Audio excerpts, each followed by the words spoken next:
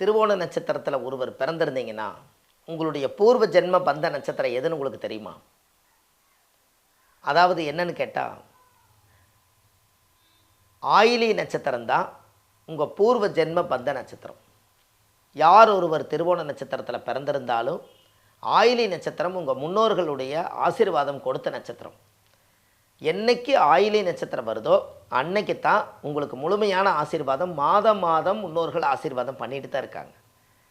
அந்த நட்சத்திரத்தன்னைக்கு எந்த ஒரு காரியத்தை நீங்கள் எடுத்து முன்னாடி நின்று செய்தாலும் நல்லாயிருக்கும். இல்லை அந்த நட்சத்திரக்கார ஆயிலி நட்சத்திரக்காரே நம்ம கூட முன்னாடி நின்று ஒரு காரியத்தை செஞ்சாங்கன்னா அது அதை விட நல்லாயிருக்கும். ஒரு இடந்தட வீடு வாசல் சொத்து சொகை எல்லாமே அவங்கள வச்சு முன்னாடி நின்று வாங்குங்க. அது அசுர வளர்ச்சிக்கு வரும். ஆயிலி நட்சத்திரத்தில் ஒருவர் அந்த ஆசீர்வாதம் வந்துருச்சுனாலே, ஆயிலி நட்சத்திரம் யார்? ஆதிகேசவன். 2 பாம்புகளும் பின்னி பிணைஞ்சிருக்கக்கூடிய ஆதிகேசவன். அது எங்கே இருக்குது அப்படின்னு கேட்டிங்கன்னா, ஈரோடு பக்கத்தில் பவானி என்பது பவானி சேகர். பவானின்னு கூகுளில் சர்ச் பண்ணிங்கன்னா அந்த கோவில் அங்கே இருக்குது. சங்கமேஸ்வரர் கூகுளில் நீங்கள் சர்ச் பண்ணுங்கள். சங்கமேஸ்வரர், பவானி சங்கமேஸ்வரர்னு போடுங்க. அந்த சங்கமேஸ்வரர் கோவில் என்னன்னு கேட்டிங்கன்னா, 3 நதியும் ஒன்றா சேர்ந்து சங்கமிக்கிறதுனால அந்த கோவிலுக்கு பேர் சங்கமேஸ்வரர்.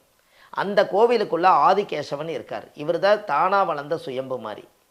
அதனால் அந்த கோவிலில் போய் உங்கள் ஜாதகத்தை கொண்டு போய் வச்சு சுவாமிக்கு தேங்காய் பழம் மாலை கல்கண்டு வாங்கி அர்ச்சனை பண்ணி அந்த கோயிலில் போய் சாமி கும்பிட்டு வந்தீங்கன்னா அந்த ஆயிலி நட்சத்திரத்தினுடைய ஆசீர்வாதம் ஜாதகருக்கு பிரமாதமாக கிடைக்கும். இதை செய்து பாருங்கள். வாழ்க்கையில் நல்லதே நடக்கும். வாழ்வது ஒரு முறை, வாழ்த்தட்டும் தலைமுறை. நன்றி, வணக்கம்.